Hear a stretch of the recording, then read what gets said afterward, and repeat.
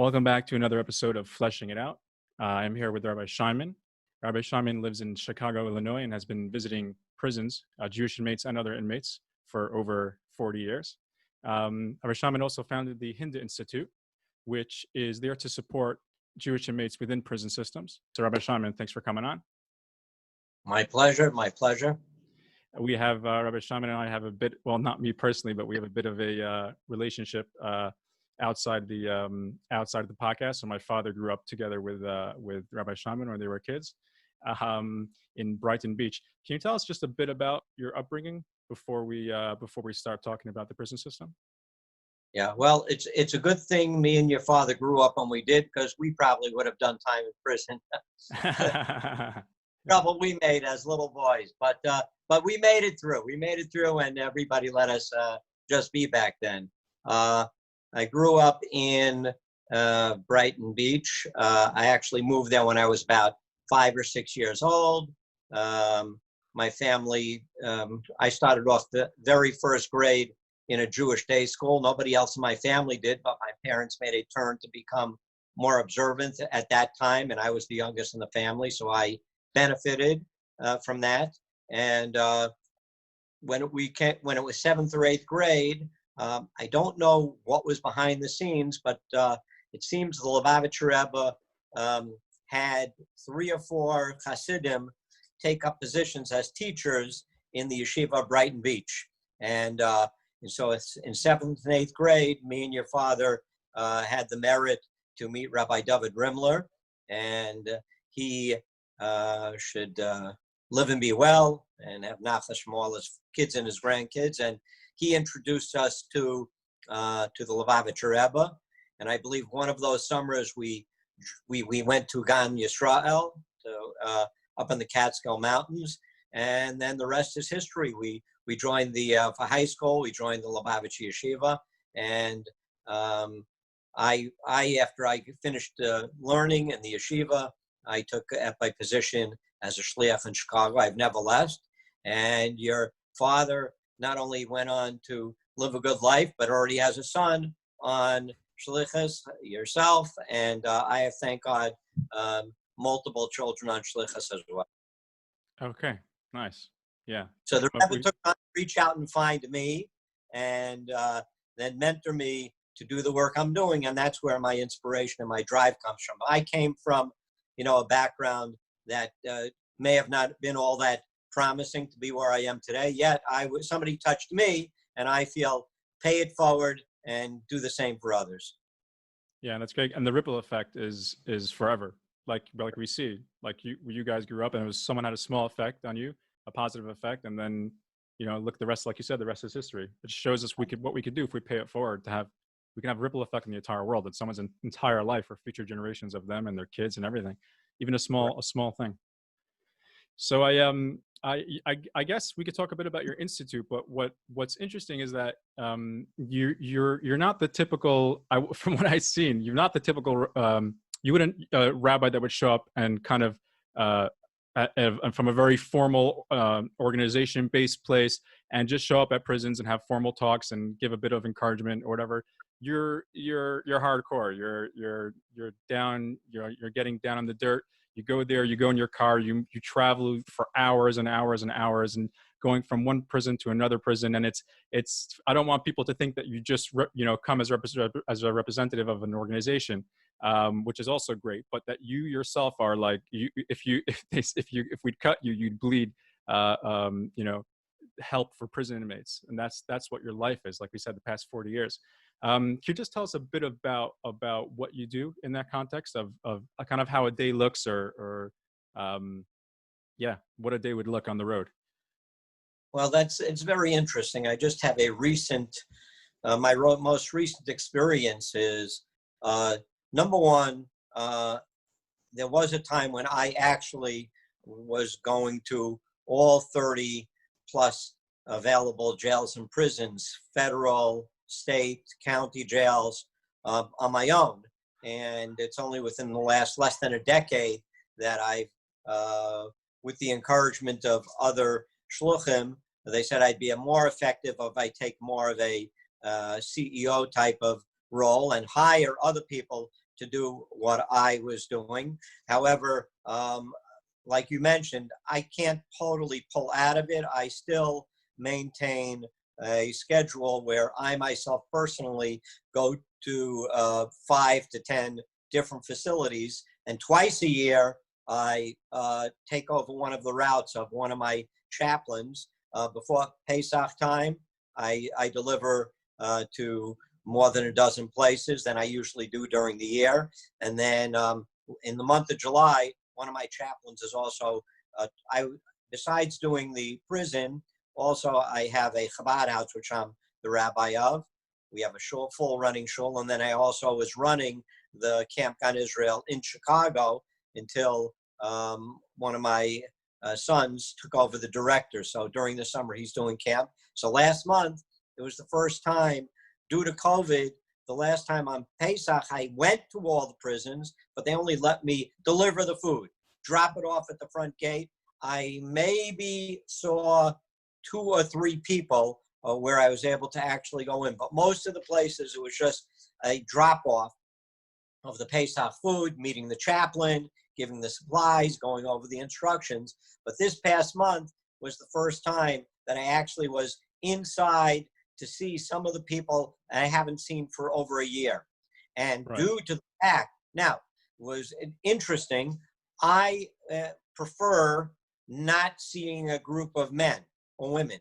I prefer seeing each person one-on-one.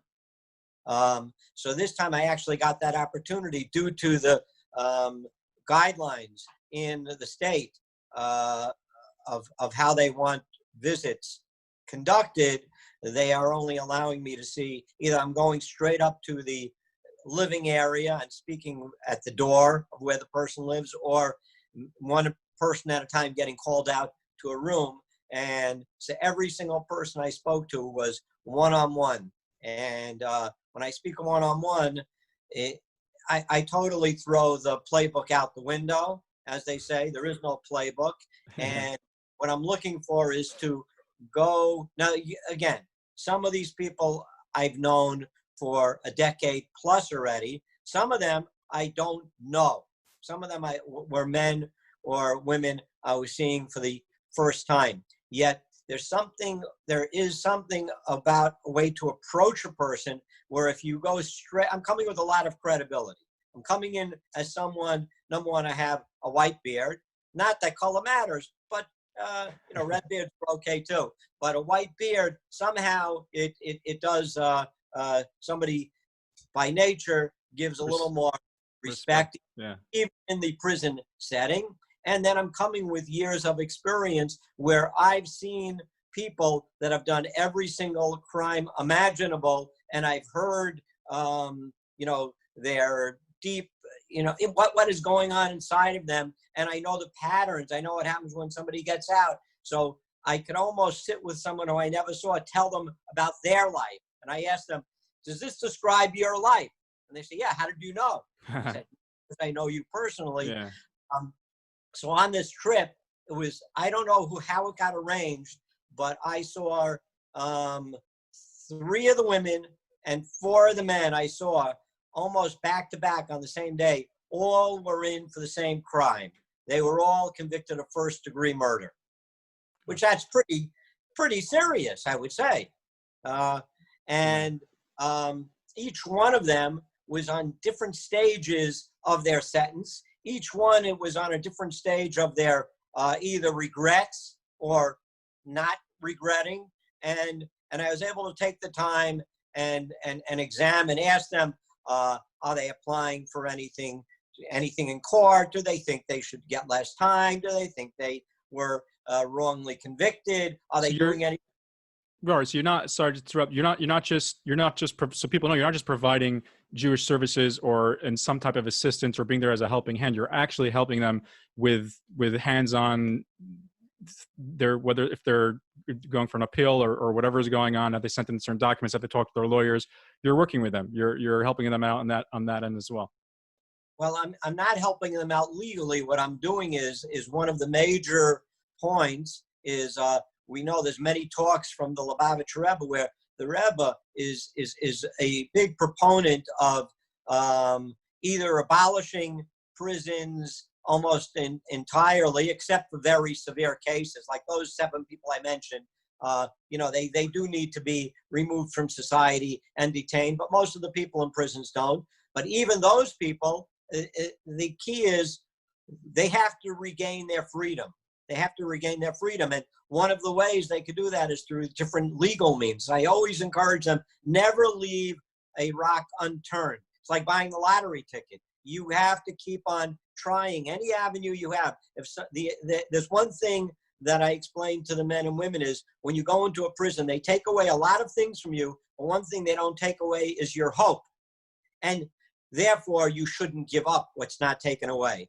And if you maintain hope, you always, if there's anything legal that could be done to get them home one day earlier, they should do that. I always tell them about, there's a famous Torah responsa from years back. I think it was the Rashba. There was apparently a Jew had written a question that he was in a dungeon of some medieval baron for not paying his rent. And he got a note. It was the birthday of this rich non-Jewish baron. And he said, you could pick a day, any day you want, I'll give you, you could go out of the prison. For 24 hours, you could leave. And so he wrote a shaila to the big rabbi, which day should he go out? Should he pick Rosh Hashanah? Should he pick Yom Kippur? Should he pick Pesach? Which is day in the year should he pick? And I always tell this to the men and women, and they're amazed at what the answer was. The answer he got back is as soon as you get the answer, leave. If you're offered to leave, go right away. Get out. Yeah. Who knows what happens? You may never come back in. So don't delay leaving. So that's why I asked them about their legal things. Can you get out earlier? You have to keep working to get out earlier. I don't care what crime was committed. And then I always explain to them, and this I did on this past trip. Do you know why you're in prison? And, and I'm not talking about the crime you committed. I'm talking about, because some of them say they're even innocent or they didn't commit a crime. So ultimately it's because Hashem, God Almighty, wants you where you are. And he wants you there. We don't know the reason he wants you there, but you may know the reason. And once you accomplish the deed you need to accomplish, you're going to get released. Right. You're going to get out. And for instance, there was one man who he has a long, long sentence to serve. He's been in for 25 years already, but all of a sudden, something changed, some circumstances came along, and he has a law firm actually approached him. They think they could get him out. So, I was asking him, why did this happen? This must be your moment. You must have accomplished something in the last 25 years. There's no reason for you to be here, and you're ready to leave. But I asked him, why were you here for 25 years if you're totally, why were you here? And, then I asked him, I said, a lot of people that I meet, the question is, what came first? Some people they have addiction problems. So the question is, why did you become addicted to alcohol or this drug or that drug? And because of the addiction, you committed crimes.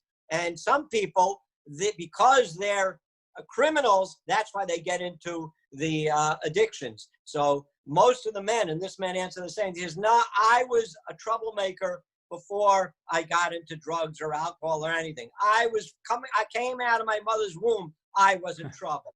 The doctor wanted to get me out of the hospital. They wanted to get me out, get this kid out of here. I was thrown out of preschool. And he went on to proceed. He was in juvenile detention from when he was a young man. And he said, he said that, yes, he says he doesn't know how I knew, but he says, boy, did he do a lot of things that he deserved to be in for 25 years for. Has nothing to do with what they put him in there, but yes, it's correct. So, so I said, now, you've paid your time. You've got you're coming to your rabbi. This man, by the way, is not even Jewish. And, and that's the way I proceeded with, and it was a very, very insightful, it was 2 weeks ago. I'm still, on a high from it. Living about it, because I got inside all these different people and had deep talks. So did we speak about Yiddishkeit a lot?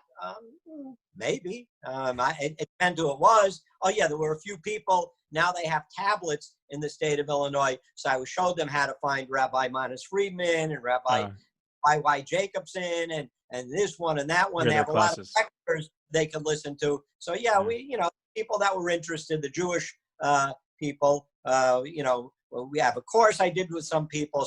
One man wanted to talk about Tanya. He learns on his own inside. So it was a different spread to all fields. And then we just tell jokes to. The joke of the month this month was that there was this young man. His mother was very disappointed, a Jewish mother. All her other sons became doctors, and he became a CPA. So he called up. He said, "Ma, you're going to be proud of me." She said, "Why?" He says, "Because some guy came to me yesterday to the firm. He says, 'Hey, I want you to doctor some books.'"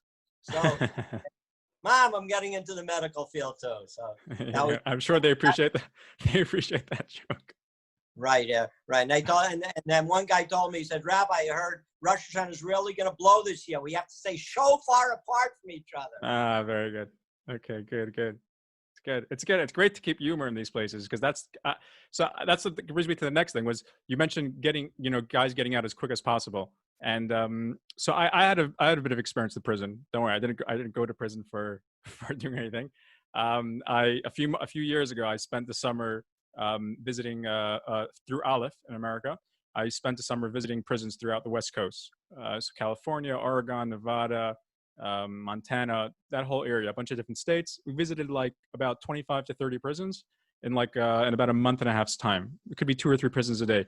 And it was literally life-changing, changed my life, totally changed my life. I saw things differently. I appreciated life much more. I appreciated what people are going through inside prisons. And something was wrong. Like it just didn't make sense. The prisons weren't being run as a, and of course we'll talk about prison reform, but they weren't being run as obviously as a rehabilitation center, right? Which they're not.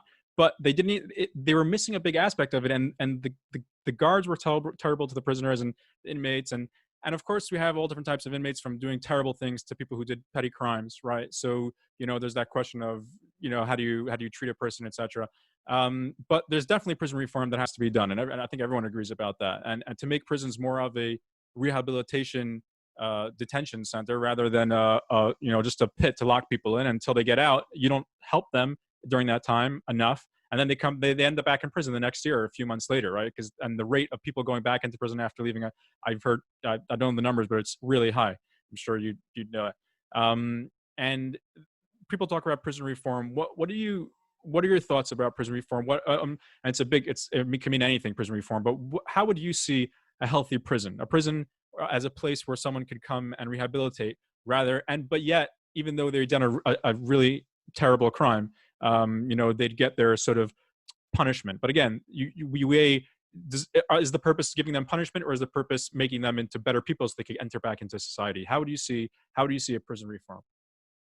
Well, number one, you mentioned the Aleph Institute. I do work closely with them. I'm sort of like a sister organization of the Aleph Institute, and we work hand in hand in the state of Illinois. They advocate. They do things like this way. I could be the good guy, good cop, bad cop. I could be the good guy coming in to the warden and not making it. And then I have the rabbi from Aleph call in when there's an issue that, and they could do all the nasty work. But it's a good combo. Now, as far as prison reform, there definitely is, in America at least, there's a great movement towards changing the way prisons run. And one of the things you mentioned was the recidivism rate. A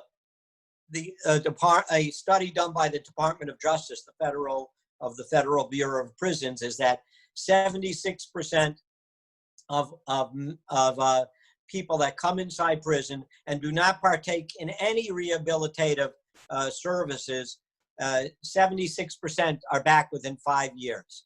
Yeah. Now, further though, in prison, there are programs offered. There are educational programs, there are vocational programs, there's religious programming. So anybody who in the prison avails themselves of those services, the rate of recidivism cuts in half. It's about 40% end up on back.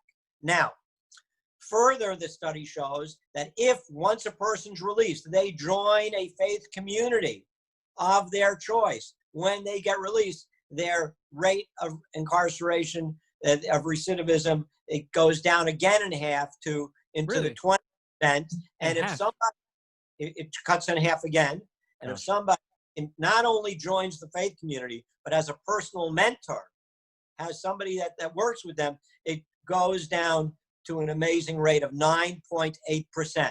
Wow. So there definitely is, a track. And in the prisons, there are programs. All the programs, they're not just, at least in the state of Illinois, which I'm familiar with, and the federal prison and the Cook County Jail, they're not just punishment places. I'm not telling you that the officers treat the inmates nice. There are times they don't. I'm not telling you there's not anti-Semitism. There is. I'm telling you that even in the hardcore prisons, or at least the medium or minimum, there are programs now for men and women to advance their life. And it was either 2 or 3 years ago, Aleph asked me to fly down to Washington.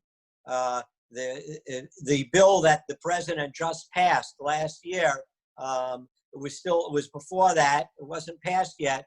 And I was coming down as a representative on behalf of Aleph. And I went into one of the Illinois senators at that time. His name was Senator Kirk. And we went in with a lobbyist who was working on the bill. This lobbyist was a former federal prosecutor in one of the states you went to on that swing, in Nevada. And so he was coming as a prosecutor. And this bill that was supposed to be passed was modeled on something that was done in Texas in the last decade. What was done in Texas? In Texas, they started a program in the prison system where each person who goes in gets identified. They get identified, and they're able to see who are the people inside that really want to better themselves, who really want to have a strategy. And from the beginning of the process, they begin an exit strategy. They set a program for each one of these men and women, and during the course of their incarceration, they give them programming, they get them what they need, and then they continue with an exit strategy. Upon release, they still have a team that works with them, make sure that they get what they need to get set up in life, housing and work, and any, if they're disabled or they need mental health or addiction help, get them set up with whatever they need. And the state of Texas has saved billions of dollars in their correctional industries. They've been able to shut down many of their prisons. And so it's a very good strategy. It's being smart on crime instead of going hardcore just to throw people away, but being smart. Yes, identify people that are committing crimes, then bring them in, then work with them. So I went to lobby for now the federal bill. It probably got watered down. There were two parts of the bill. The front end, to work on sentencing, there shouldn't be these long sentences. Judges, instead of having mandatory sentencing, should have discretion. I don't know if that got changed a lot but on the back end of how to get out sooner, how to have an exit strategy, that's things that was put into this act that was passed. And again, it was very watered down, and a lot more work has to be done. And I don't think it's anything as good as what the program in Texas was. Right. Like just in the last 6 months, I have one man and one woman, both just finished long prison sentences. They were both in for over 25 years each. Gosh. And the woman is in her mid-50s. The man is maybe almost 50. They went in when she was about 30 when she went in. He was about 20 when he went in. And both of them are out on the street now. So the man, he did a lot to plan while he was in prison And he actually is going to do okay. He was putting aside money. He was putting away money on the side. He had savings. He went out to his parents.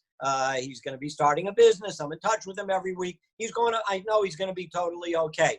The woman is a much worse situation. She's going out to nothing. She has no skills. She has mental health issues. She's in halfway houses right now. And we literally, in the last 2 months, the Hinda Institute has had people working with this family.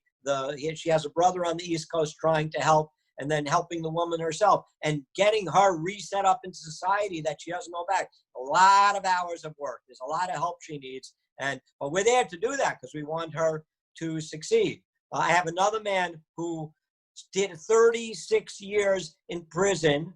He got out when he was 64 years old, and he examined the whole United States. He picked Wyoming as a state to go out to because that was the least restrictive to someone with a serious felony that he had.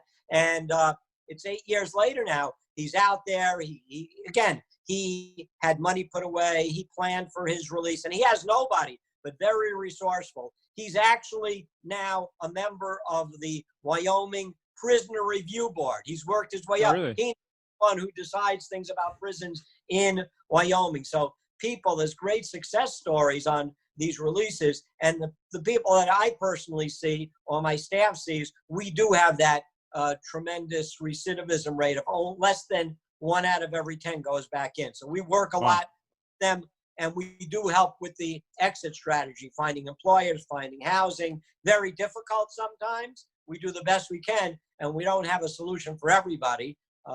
As many as we can, we do our best to help. That's amazing. That's crazy. The 1 out of 10 that only 1 out of 10, if any, are going back. That's crazy. And like you said, you're attaching them to community. You're attaching them to a faith group. So there's a sense of responsibility and of kind of an all-watching eye. And then you attach them to a mentor, someone like yourself or other mentors, and they have someone to speak to. They have someone to talk to. They have someone they could work out their challenges with. Right? No one goes to prison because they did drugs or they murdered someone. They go to prison because they had issues that they didn't deal with, or no one helped them with, and then they went on to do terrible things, right? You mentioned we're talking about prison reform, and you mentioned about kind of how that would look. Just to touch on a bit, there's the current events topic of defunding the police, and it's obviously a political conversation, but from an experienced man who's been part of this system for 40 years already. And there's all different things about defund the police. And I'm not talking about the extreme case of close down police or whatever. That's crazy. That's extreme. I'm talking about something like the idea of reallocating funds from a police system to communities so that you could build up poor communities and troubled communities so that they can, they can bring up the children better. They can be more educated. They can get out there and be easier to get jobs, etc. Things like that. And then, so that's one side of the coin. That's kind of one of the, let's say, arguments of defund the police. And then you have, there's another argument that says that put more money into the police force because you're training people. The training's not good enough. You're literally taking people and training them about using force and things like that. And obviously they're trained for skills of de-escalation, right? But they can use more training, more funds towards training them to take on to be trained to de-escalate more, or they can train certain special groups within the police to de-escalate situations if it's a non-violent situation or such. So you have kind of the two views, two opinions, or there's a million opinions on this. It just reminds me, talking about prison reform. What do you think about that conversation? And again, not in a political way, but just from your experience, because it starts from before prison, right? The person doesn't just appear in prison. It starts from when they're doing something bad. They were in a community that didn't have enough support, or they didn't have enough support within their own community. What are your thoughts about that? Okay, so first on a timely note, when the signs and chants for defund police came out, my overall view now on COVID-19 and the coronavirus is, and I don't think, I think the world is totally changed. There's always going to be before and after. There's what the world was like before, and we're not, my personal belief is we're not going back to that. We're not going back to that. Things are changed forever. This is from the Jewish perspective, as far as the, we're just a short few days before Tisha B'Av, and we'd actually like to transform and not be a feast. It should be a feast, not a fast. We want Mashiach to come. So I always like, one of the main topics the Rebbe taught me to teach people is that we're about to be redeemed. Mashiach's about to come. And people are always looking like, Rabbi, come on, give me a break. Look at the world. We stop yourself. How's that happening? And then all of a sudden, the entire world stopped. Sports. No, what sports? Sports? There's no sports anymore. Big entertainment, the shows, concerts, not happening anymore. Governments, they're all bankrupt. You could see it showed the weakness of our governments and chaos in the streets and federal, financial things. People just want to be, and then all of a sudden the UN is telling places, stop having civil wars, put down your guns, instead let's fight against Corona. And all of a sudden, it doesn't look so crazy, Mashiach coming. Yeah. It looks like Hashem has done this for a purpose. Okay, so Hashem, let's open up and let's go to the Beis HaMikdash. Let's start, bring it on.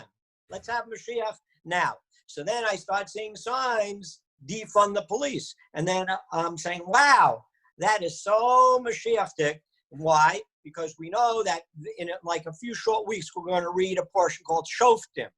Over there, it says in the Chumash, Shoftim v'shotrim, that there should be courts and there should be enforcers. There should be police. The Torah is saying, make police, not defund police.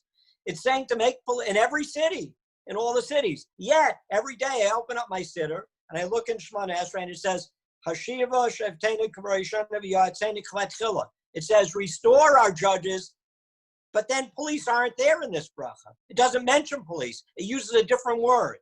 It says, Yoyatzenu. Yoyatzenu, more like counselors, more like social workers, more like addiction counselors, more like mental health workers. So it seems that, yes, the reason, and I think that's like what you mentioned, it's you could even have the same people that are the police, but train them to act differently. Train them, give them better training that some people need mental health, some people need addiction counseling, some people just need somebody to talk to, a mentor. They don't have to be there with force, but they're still there to enforce what the judge says. It's a different type of system. And I was asked once in Illinois by a group came to hear about my ideas on how to empty the prisons. So I said, look, in America, it's well documented that about 30% of the people in American prisons come from illegal aliens. They're not even Americans. So why are we? So I said, number one, why have them in our prisons? Send them back to where you're going to deport them anyway. So why spend the money, have them here, send them back to their countries, let them deal with them in their jails. Make a pact with them that they're not just going free, they're going to do their jail time over there. So that empties out 30% of the people. About another 30% of the people have mental health problems. Sheriff Dart, who presides over Cook County Jail, which is the largest jail, if not one of the largest jails anywhere in the world, he said he is also runs the largest mental health facility in America because well over 30% of the people there have mental health problems. So if you take those people out and put them in treatment centers instead of prisons after they committed a crime, so they need to be in a mental health institution instead of a prison, but somebody needs to work with them on their mental health. That's another 30%. And then a whole bunch of people are there. Well, lots of people are there for drug offenses. Put them in drug rehab centers. Have them in institutions where they get treated for drugs. What are you left with? You're left with the hardcore, violent criminals that have done violent felonies, taken lives, really harmed people, terrible sexual predators that might be out there. You're down, but that is like less than 10% of the prison population. So the prisons will shrink, and then, give people mental health, give people drug addiction things, and get rid of people who don't belong in the country out of the prisons. We don't have prisons left anymore as we know them today. So what's holding us back from that type of plan? Huh? What's holding the government back from from a plan like that, or a system like that? I just think that's a little because when you get to the to pass a bill in the the gridlock, the Republicans, the Democrats, those on the left say it's not enough.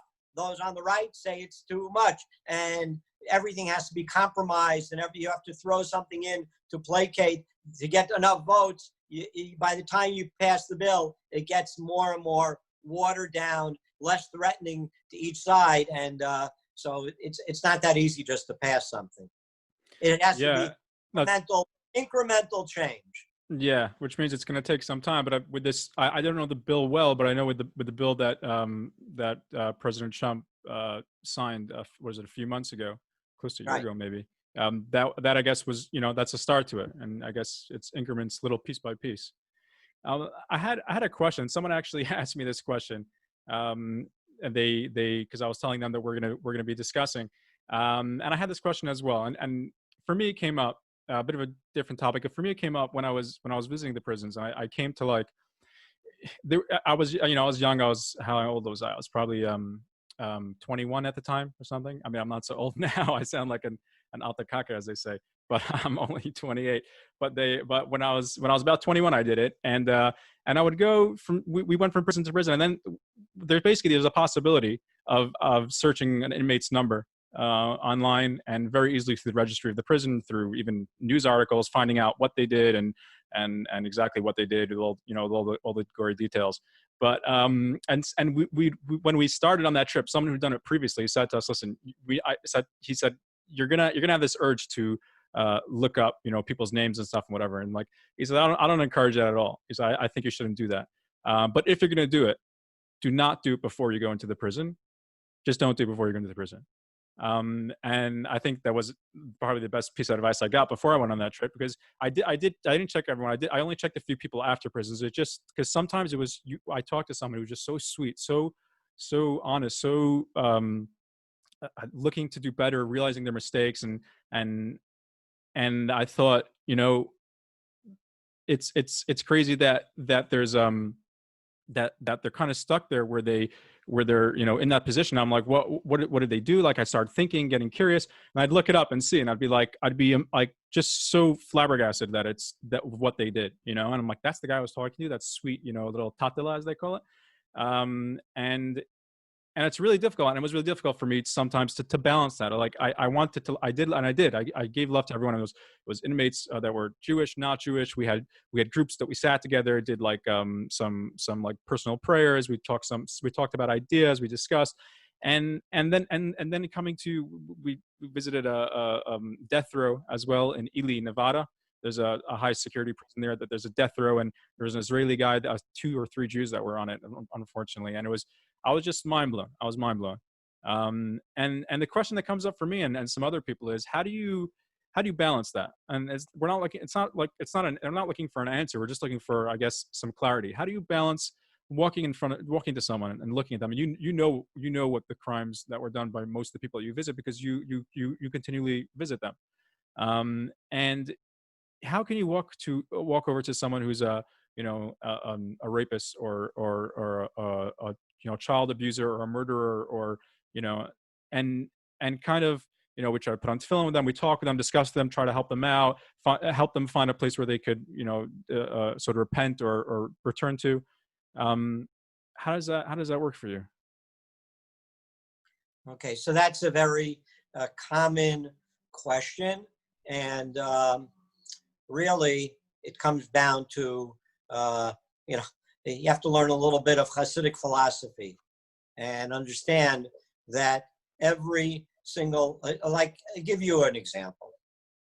We all know the Lubavitch Rebbe giving out dollars stands for hours and hours and hours. And there's lots of different people walking by the Lubavitcher Rebbe. And you could watch, and everything is taped. If you take the time, you could literally watch hours and hours and hours of all these encounters with the Rebbe, and you will not see the Rebbe's expression, like a horrified look by any of the people walking by. And what's interesting is, you and myself, we need to go to Rabbi Google to find out what somebody did. At least what it says on the internet that they did. Right. A tzaddik, it says, is able to look on somebody's forehead, just look at them and see straight through to their soul. And that's why when the Rebbe is coming by, a lot of Hasidim don't even want to go by the Rebbe, for whatever it is, or because the Rebbe sees your soul. The Rebbe sees everything you did. Yet, the Rebbe is seeing everybody what they did.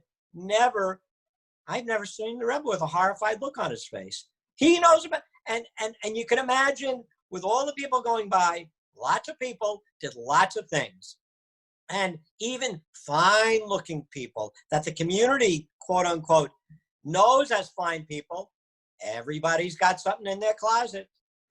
Everybody. I don't know who's going to listen to this podcast. All I could tell you is, whoever's honest, maybe should be sitting. If we all had a self-surrender, might be quite a few people need to self-surrender straight into a correctional institution. Nobody knows that dirty little yet.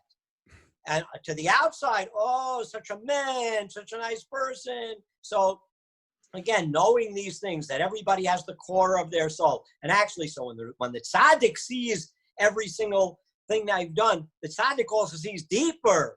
The tzaddik, like he told the woman, when you're counting diamonds, you don't get tired, because underneath everything, the Rebbe sees a diamond in every soul, and it's just a matter of polishing it, dusting it off, getting it back into good shape. So again, every single person I'm visiting presently, or you visited on that trip, you were visiting diamonds. You were visiting diamonds.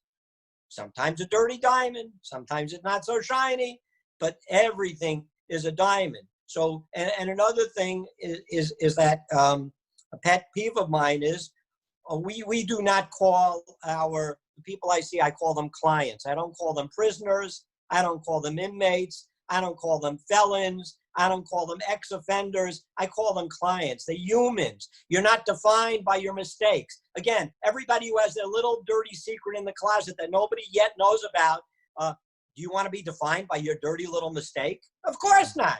You're a whole human being. You have a whole body of work, a whole life. How could you be defined by one thing? That's not what defines you. So all these titles don't belong. Each person is a Jew. Each person is a fine human being. Everybody has that core of goodness, and so therefore, yes, I know what people did. That doesn't how long did it take them to do that thing? Less than one day of their life, and it's 40 years later. So are they to be defined by that? Are they to be defined? And I'll give you an example that just happened in the last year. One of the first people I ever met took someone's life at 16. That person totally did tshuva. That person went to Baal Tshuva Yeshiva, didn't get smicha, but was a Chassidish bacher, and he came time for shidduchim, and he went to the Beis Din in Crown Heights at that time. Rabbi Scheiman, can you just translate it, because some people might not know what the words are. Some people do, some people don't. So as you say the Jewish words, add in a translation. Yeah. So this young man, he went on to become a fine chassid, and it was time for him to get married, to find his match. So he had just done less than 10 years since he had committed his crime. He was like in his mid-20s, and he committed his crime when he was 16. And so does he have to tell what he did? And the rabbis ruled that absolutely not.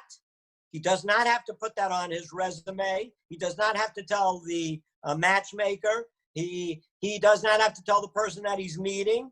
However, if he does find the one and they're ready, he's ready to propose and he's ready to write a letter.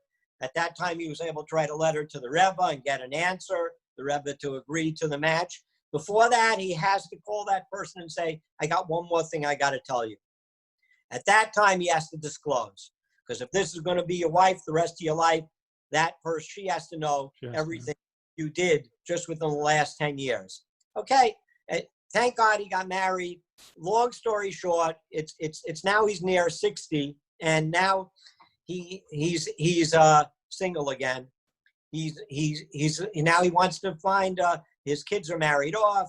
He has one kid married off. He has a son that became a rabbi. He has a grandson. Now I'm still in touch with him. I'm still his mentor all these years later. See, said no. I want to get married again. I said, well, but you still see. He went back. Now it's years later, decades later. He went back to the Bezdin of Crown Heights, who originally told him, and they told him a totally different answer this time. He says, so many years have gone by. You're 40 years. You're more than 40 years past that incident in your life. You've lived 40 years of a good life doing what has to be done. It's absolutely nobody's business anymore. What you did at 16, you don't have to reveal when you're almost 60 to someone else. So you don't get defined by that moment. He did that at 16. It doesn't have to haunt him the rest of his life. It doesn't have to be him the rest of his life. And what I find in society, people love Yom Kippur. They get forgiven by Hashem, but nobody, well, I won't say nobody. It's very hard for people to forgive others.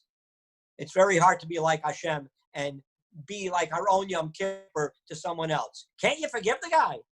That people can't get jobs. People have preconceived notions. People, they stereotype and they just don't want people with certain titles or certain past titles on them to be in their community. And people are not ready to be as forgiving on Yom Kippur as Hashem is, sad to say. Yeah, exactly. And that's the problem with, I have a big problem with I have to sensitize the community to these concepts so that they will allow people that I've worked with, and they're not going back. Now they're part of the community. Let them be part. No. You take care of them. Keep them away from us.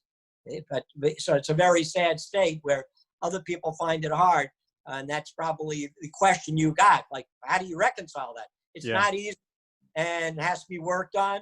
Ultimately, though, we look up to our tzaddikim, and I say, go and look at the people walking by the Rebbe and how he graciously blessed every single person. No change in his position with anybody walking by, and he knew what everybody did. So, like, why can we do have the ability to do the same thing? And it's difficult. It's a good thing to work at. Yeah, and the Rebbe himself had that view on prison reform as being a more of a rehabilitation center where people can improve themselves and kind of, so to speak, not correct their mistakes, but move on to better lives rather than the system that it is. And this was the Rebbe in the 70s and the 80s. The Lubavitcher Rebbe was talking about this way before prison reform or all these kind of ideas were kind of on people's minds as much. Can you? And also, you mentioned about the people, kind of keeping that with them their whole life. And they recently saw an article about one of the states, I think, in America, were discussing what they should do about the law of having ex inmates have to put on their resume or whatever it is when they go for a job that they're an ex convict. And they were talking about kind of either taking that away or lowering that. And this reminds me of this. Why does a person?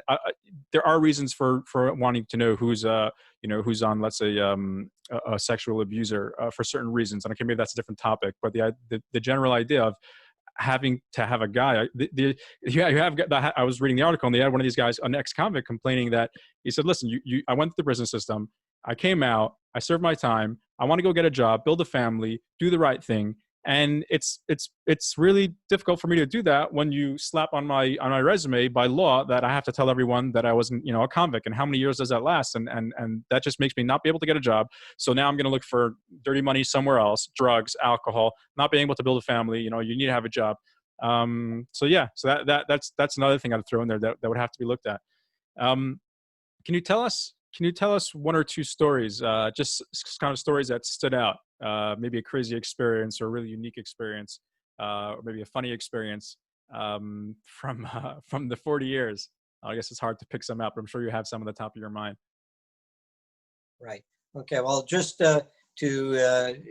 just based on what you just finished mentioning, number one, in halacha, there was a course by JLI this year about the criminal justice system, and one of the points is, in the Jewish view, is once a person does tshuva, you're not allowed to throw his sins back in his face and remind him of what he did. So having these registries and having these people, and in America, most states have taken off people having to write that they had an incarceration, but it doesn't help, because since the employers their regular way of doing business now is they all do criminal background checks.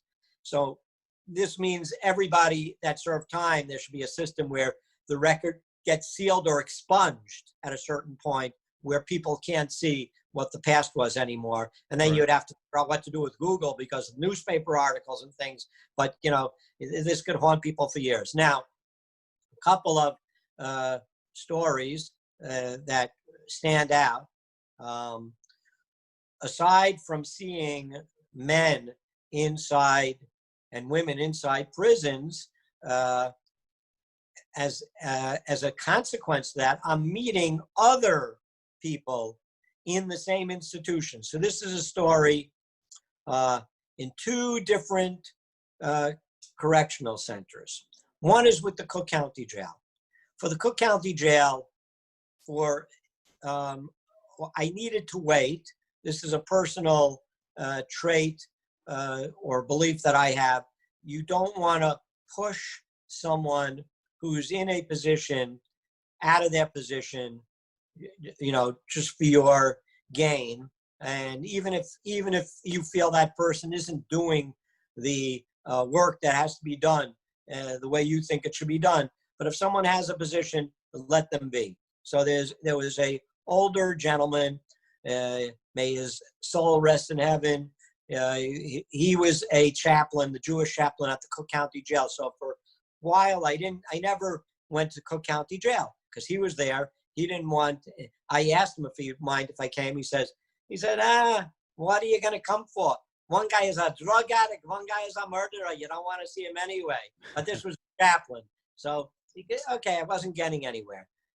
He got older. He passed away. So I got a call from a Baptist minister. This Baptist minister called me and he said, we're looking for a rabbi. I got your name from Rabbi so-and-so. And why do we need a rabbi? Because we have a council, the Cook County Jail Chaplaincy Council. And on the council, we have a representative of all the different chaplaincy groups. But we got a call from Louis Farrakhan, may his name be rotted out. He wants a seat Amen. On the council. So we figured, we all got together and said, what does he hate worse than anything? He hates Jews. Well, tell him we have a Jew on the council. He won't want to join. So we're looking for a Jew.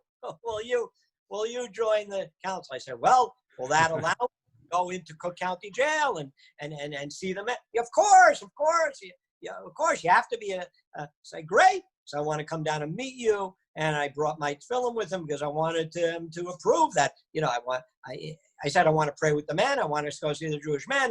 And I don't know what tefillin are. So I told him I'll bring it down. So I'm sitting with this Baptist minister and showing him what tefillin are. And as we're talking, I don't remember how it came about, but turns out that he remembers sitting on his Zadie's lap. He remembers his Hebrew name. He remembers his Hebrew name is Moshe. And So right there and then on the spot, I put tefillin on this Baptist minister. Wow. And now this Baptist minister, this was probably in, the summer, about this time of the year. So a few months later, I was coming in, it was Sukkot time. I was waiting to go see the men, bring around lulav and esrog. And this Baptist minister, I was sitting with his wife was there. He was also married to, he's married to a Goyish lady, and she's also a Baptist minister. And get to talking with her, turns out she's Jewish. Wow. Like both of them. Gosh. Patricia's real name is Panina. I benched lulav and esrog with now. So good. So at least there were two Baptist ministers, Jews. There was at least Jews married to Jews. Why did they couldn't get themselves a better Jewish job? Huh? Like that's what their mother would have said. Right. So in any case, so it's interesting how because of this big Jew hater, Farrakhan, this Baptist minister discovered he was Jewish. His wife discovered she was Jewish, or they knew it, but then they each did mitzvahs. So that's one story. Then there was a little more of a dramatic story. There's a prison in southern Illinois. Now, Illinois is a very large state, and for me to drive from the top of the state to the bottom of the state, it's a good 7-hour trip in a car. It's a very 400 miles at least span, maybe more. And this southern Illinois prison is way down. It's further south than St. Louis, and now it's all over the news in America. Flags, Confederate statues. So it was not uncommon in that part of southern Illinois for there to be a lot of Confederate flags flying around. And so you can imagine the mindset of the officers working in this maximum security prison. They didn't particularly have great love for Jews, and it was quite a harsh environment. In this prison, there was a Lutheran minister, and he used to confide in me how he feels so bad for the few Jewish men I see. They really are treated poorly. They really get the business, and he really feels badly for them. And I guess he also is very supportive of Israel. He once put a Israeli flag on his front lawn. He wrote articles in the letters to the editor, to defend Israel. So he was really a friendly guy. And before Hanukkah, besides coming in with the menorahs, so there usually Chabad puts out a pamphlet. Besides instructions, it usually has a recipe for some type of food inside the pamphlet. And I personally never thought much about these recipes. What do I need a recipe for? Teach the people this Hanukkah. Tell them how to light the menorah. Who needs recipes? And after this story, I didn't have questions anymore. So I came in, and this flyer had a recipe for potato latkes. Now, this particular man that I'm talking about was a man who would give you the impression that he liked food a lot. He was the right size, and he just, some people, so I figured, chaplain, here's something for you. He's not Jewish, but here's a recipe for, he looks at it, he says, latkes, potato latkes? My grandmother used to make potato latkes. He said, that's strange. Why would a Lutheran minister's grandmother make potato latkes? He says, I don't know. I grew up in this town, Peoria, which is not southern Illinois, but it's closer up north. And I remember even one time I played the bugle as a boy, and I was once brought to the Jewish cemetery to play taps by a Jewish soldier that passed away. And why were you to the Jewish cemetery? He says, I don't know. But he says, I observed the way you bring in a lot of the men, they're not Jewish, and you talk to them about, you don't have to be Jewish. There's laws that God gave to Noah. You speak to them about the 7 laws, universal laws that non-Jews can do and be accepted up into heaven. So listen, I don't know any of this, but Jewish, I don't think I'm Jewish. So I said, listen, the man I'm speaking to they don't have such an easy time to communicate. Don't you regularly talk with your family? He said, sure. I said, well, why can't you ask him about this whole potato latkes business? So he said, okay, I will. So next month when I came back, he said, well, I didn't speak to my mother. I spoke to my aunt. She wasn't Jewish. And she said, yeah, you're 47 years old. I guess we could break the news to you. You're Jewish. Gosh. And they were going to call you Mordechai. Now, why did he never know from his mother is because, well, then I obviously put tefillin on with him. But why didn't he ask his mother? Because in fact, we're within Shloshim. His mother just passed, actually must be the end of the Shiva. His mother just passed away this past week. Wow. Her name was Rachel Ben Adel. And I don't know what her father's name was, but his mother, he couldn't ask because his father, who's still alive, he wouldn't even allow his mother, who just got buried now, his father would not allow a Jewish burial. Gosh, really? But I had him set up go online to set up a Kaddish plan, and somebody will say Kaddish for his mother. But his father is a virulent anti-Semite. He was a worker for many years in a beer factory in Peoria, Pabst Blue Ribbon Beer, and he would come home not just working on the beer, but apparently he took a few all the time also. And he used to beat this man's mother and threatened her if he ever tells the kids that she's Jewish or they're Jewish, he's not, she won't be able to say anything else.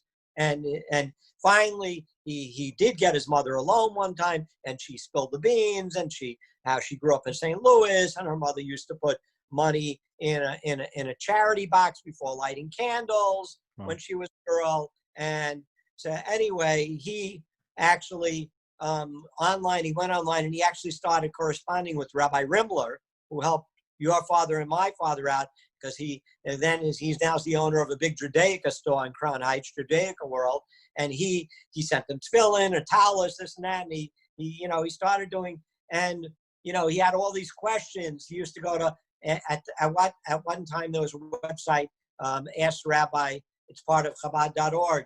And he asked the rabbi, what am I supposed to do? I'm married to a non-Jewish lady. I have 6 non-Jewish kids. So the rabbi didn't have an immediate answer. He says, God will just guide you along the way. He's not married to her anymore. Once he came out with once he acknowledged he was Jewish, he went full force. He sent back the registration he got for. So we lost you on the video. There you go. He sent back his ordination from the Lutherans to the Lutherans.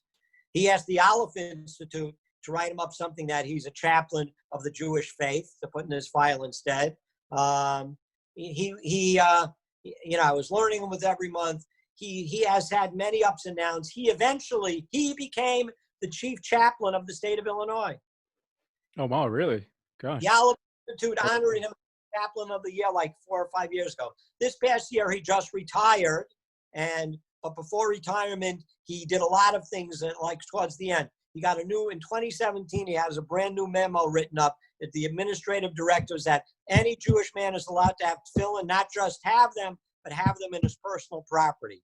And so everybody in the state of Illinois could now have their own tefillin in their room, and he helped out with different things. He was very helpful through the years. It was actually, sadly, one of the last things he did also. There's a chassid in the state of Illinois that, one of his dirty secrets came out of the closet, unfortunately. And so it was the first time the state of Illinois was faced with housing an ultra-Orthodox, like we call them on the street, person. And the Aleph Institute met with the directors, and a whole protocol was set up to accommodate this ultra-Orthodox person in the state of Illinois, and the chief chaplain at that time. So his name, now when one of my sons moved to Southern Illinois to help me with the prison work down there, and about 4 or 5 years ago, he had a son that was born. There was a bris, and Mordechai, this chaplain, came. He never he had a hospital circumcision. He never had a bris. So he came, and after the Moyel finished doing the bris on my grandson, he took Mordechai upstairs to a room. He did whatever had to be done, and he came down. He ended up calling Mazel himself Mordechai Dov Ber. Oh, wow. That's interesting. So, Just pick that name up.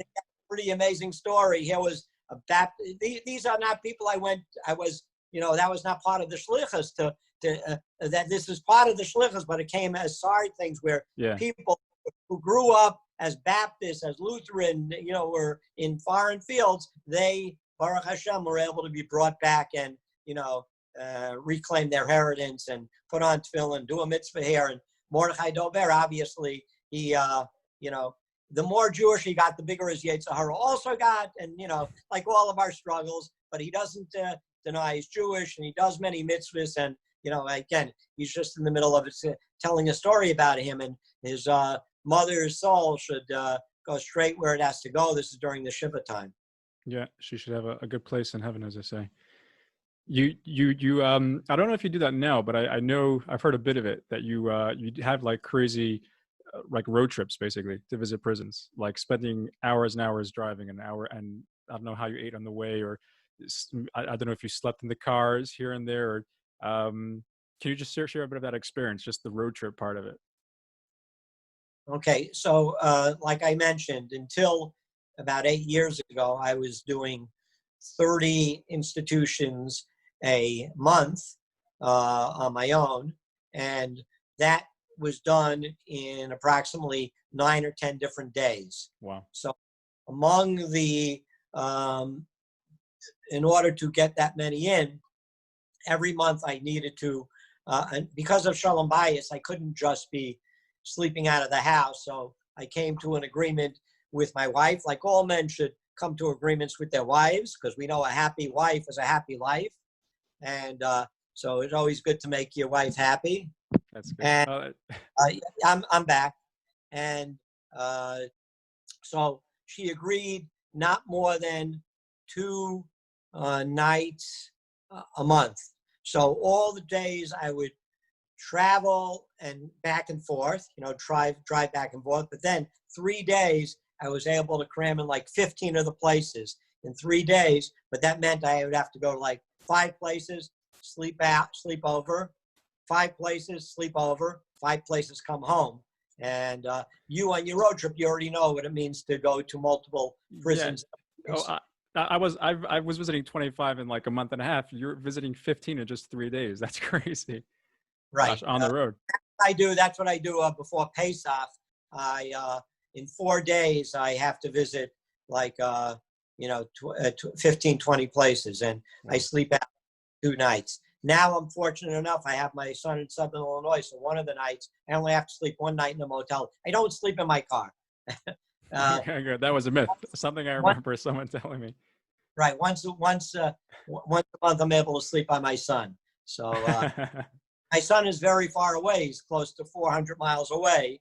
So I make sure I go to a couple of prisons on the way down, sleep over in his house, and then go to a couple of prisons on the way back up. And that way I get to see my son and grandchildren once a month. That's amazing. Gosh, how did this affect your life from before you started? What was the first thing that drew you towards helping out people in prison? Well, as things go, it was actually nothing. There's no dramatic story. I left Crown Heights in 1980. On the Hebrew calendar, I came on Rosh Chodesh Adar, 2 weeks before Purim. And between Purim and Pesach, that means it was within 6 weeks till Pesach time. I came to start working on the to be the head shliach at the time. May rest in peace, was Rabbi Daniel Moskowitz. Now his children fill his position. So he was at his capacity. I was the first shliach that he hired, and it was to do Chabad work, matzah campaigns and Hanukkah campaigns and Lag B'Omer parades. And I was going to run the camp. I did run the camp. Prison had nothing to do. Prison was not even on the resume. It was not one of my job descriptions. However, in a Chabad house, the job descriptions, you do whatever has to get done and whatever the call is. So within a month of me being in my position, somebody called from Crown Heights, that a chassid in Crown Heights, who is in the wallpapering business, paint and wallpaper business. He had a Jewish person that he did business with in Illinois, also in the same business. And that person's son, unfortunately, was sentenced to a prison sentence and was going to be in prison that Pesach. And this chassid was calling, can you take care of my friend's son and make sure he gets at least the basics to do a Seder? So again, I've never been to prison. I started calling around. I found out which prison I'm in. I called the prison. They put me to the chaplain. I told them I'm a rabbi. This person needs stuff for Passover. And he said, yeah, sure, bring down what does he need? I told him, Agada, matzah, grape juice. I brought it down. And that was the first time. I didn't even see the people. It was just a drop-off. Over the next 12 to 24 months, there were a number of these different people calling for help to Chabad, and a number of them had to do with people caught in the criminal justice system. And as I got involved and as I started seeing this one or that one, it's something I was drawn to, and I made a firm resolution that I feel so badly for someone in this position that I want to make sure that any Jew that is in this position in the state of Illinois, I'd like to make sure that they're taken care of.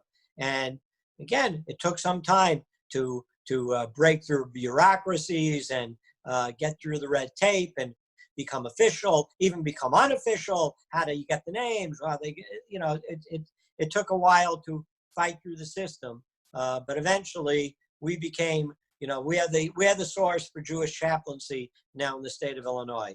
And again, we help the families along the way, and then we're reentry. So, it's full blown, and it's something that I think you may have experienced the same thing after your road trip.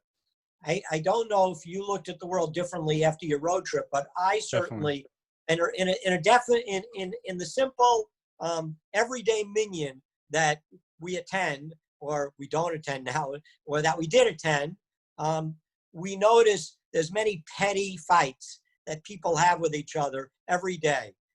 Maybe one guy wants the window open. Maybe one guy wants the window closed. Maybe one guy wants the thermostat 2 degrees higher. He wants it 2 degrees lower. Somebody coughs too loud on the other side of the room. Some guy davens and it disturbs him. Or can he be more quiet? There's these little things people quibble about. And after seeing people with quote unquote really severe issues, life sentences, stuck in a prison with who knows what where, I just have a whole different perspective on life. I was like, why are you people even fighting? Yeah. I thought you realize there's people with, you guys don't have problems. You should be grateful. Stop it already. I feel like everyone should be given like 2 weeks of their life that they have to go to prison, just to see or a week or even a day, just to see what it's like, just to see to see what it's like to be able to understand what's going on there and what's going on with the inmates, and B, like you say, to appreciate life. Every time I walked out of a prison, and maybe it's so normal to you now, but every time when I walked out of a prison, I looked outside and I was like, and I saw the door close behind me, the double gating system. And I was just, I don't know, I was just speechless. And I can appreciate my life. And I just left behind these gates. It's just a gate, but they're all stuck in there for years, some of them for life. And you walk out and you appreciate life and you appreciate what you have and the family you have. You're able to talk to family. You're able to meet your friends, get out there, be out there. Yeah, I think everyone should spend a bit of time in prison what were you saying? Yeah, I said the truth is that everybody does, whether they do or they don't. I'll give you what I mean. I have 2 men that I was learning with. They're both in the next world right now. But at the time, one was out on a appeal, but he was looking to go back into prison. The other man had just been diagnosed with ALS, with a terrible disease. And these 2 men, we were sitting together and they were talking. each one was discussing who's got a worse life. And one guy was saying, well, I have ALS. This is a terminal disease. By the way, this man with the ALS got a bruch from the Rebbe and went on to live 20 more years. Oh, wow. That's a different story for a different time.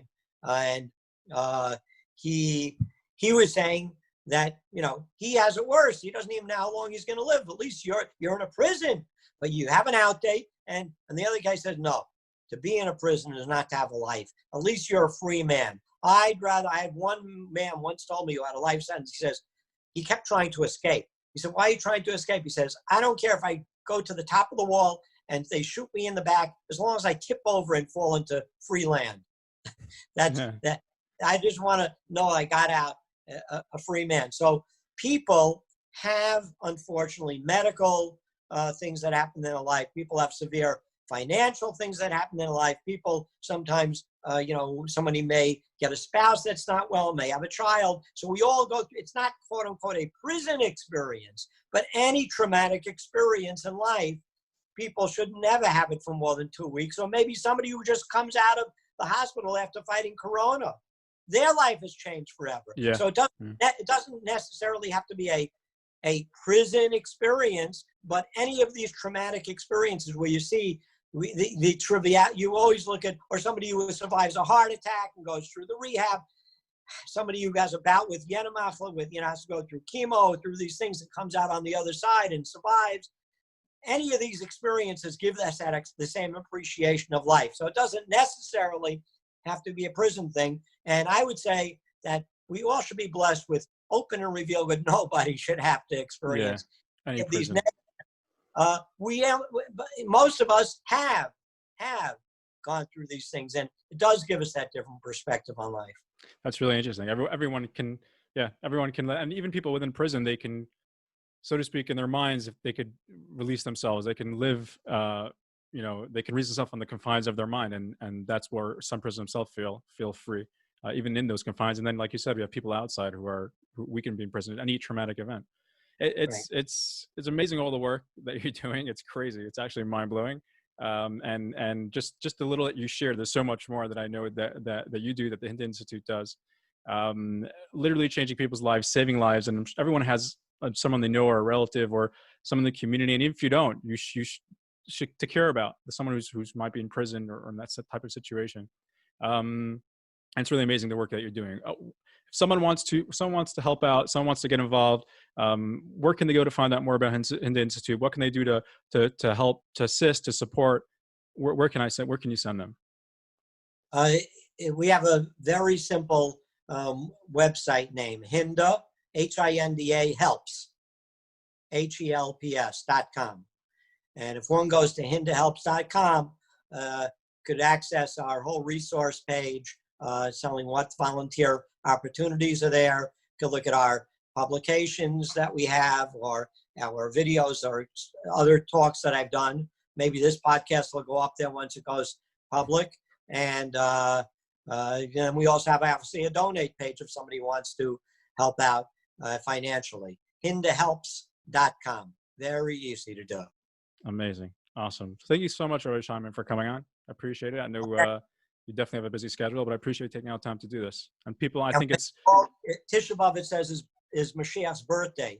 May Mashiach jump out of the birthday cake on Tisha B'Av this year with the Beis HaMikdash HaShlishi, and may we all be together in Yerushalayim, together, and no more prisons, no more jail. Amen. Amen to that. Thank you so much. I appreciate it. Take care.